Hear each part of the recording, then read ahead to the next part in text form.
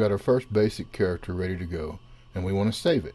So we're going to come up into content, and there are several different ways. You can save the thing as a project over here into however you wanted to save it, or you can come in and you can save the thing here as a character into one of these places. Now, since we don't really have any lighting or anything like that saved, I would recommend coming in and save this as a character.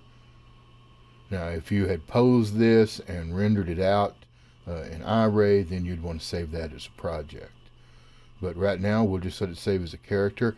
And it is on creating thumbnail, which in some cases, if you don't have quick thumbnail generation checked, that can take a while. It depends on the computer. So you may want to go in and check on that as well in preferences, and that is to generate quick thumbnail. Anyway, as you can see, there's our avatar, and we can just call it my first avatar, whatever you want to name it. And that way you've got your work saved to that point. You can also save clothing and things that you change. Just about anything can be saved. There's all kinds of tabs over here to save things in. Like for instance here, if we did have something in the stage, this is where we would have saved the stage and things. So all you got to do is familiarize yourself basically with all of these tabs up here. And saving is going, you can save bases, you can save skin color, you can save clothing. I mean, you can save your props and things, or your settings, things like that, and props.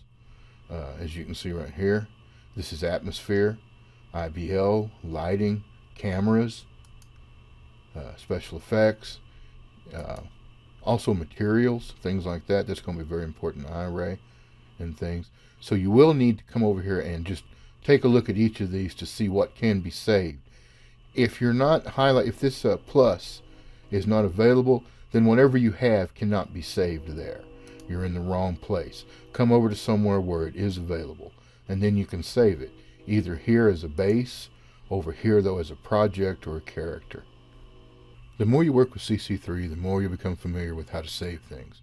Because in 3D, like everything else, once you've created something, there's no use in creating again. That's just really a waste of effort. So anytime you modify something, you might want to come over and save it in your custom library, just so you have it available the next time. That pretty much sums it up for this section.